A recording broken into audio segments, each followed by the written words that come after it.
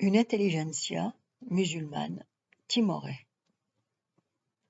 On m'objectera qu'il faut se féliciter de l'évolution des sociétés européennes, de leur ouverture au monde musulman et à l'islam, et qu'il n'y a pas de raison de perpétuer cette vieille acrimonie à l'égard de la religion, islam ou autre.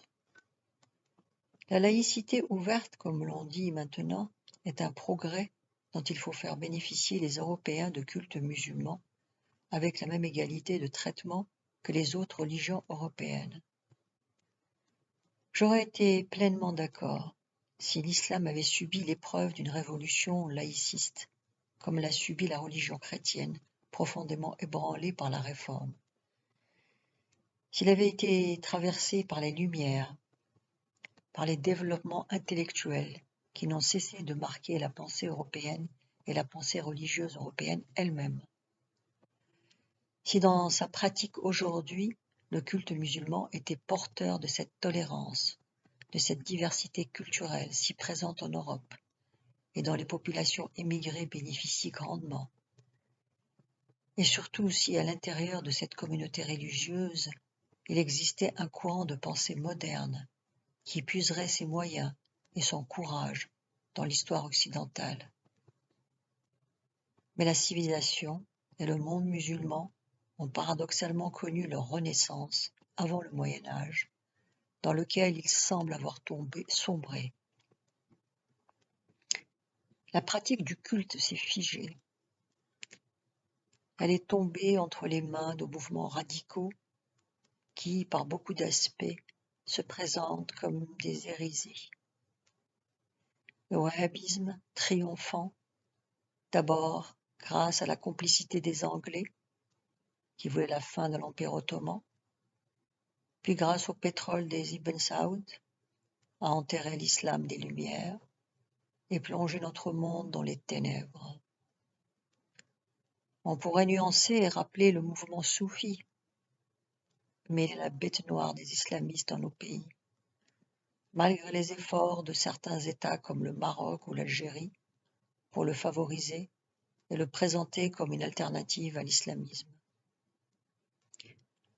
On pourrait rappeler les penseurs de l'islam qui n'ont jamais cessé de critiquer la raison islamique, pour reprendre l'expression favorite de Mohamed Harkoun, spécialiste de la pensée islamique, qui ne peut s'exprimer sans crainte que dans les universités européennes et américaines. On pourrait nommer les nouveaux penseurs de l'islam, mais ils sont ostracisés à l'intérieur du monde musulman par les peuples et les gouvernements, et nombre d'entre eux ont été condamnés par des tribunaux pour avoir exercé leur esprit critique, ou vivent en exil. La dernière atteinte à la liberté de pensée dans le monde islamique est la fatwa lancée le 14 mai 2009 sur le net contre 23 chercheurs et écrivains tunisiens formant une communauté de pensée autour de Abdelmajid Cherfi, essayiste,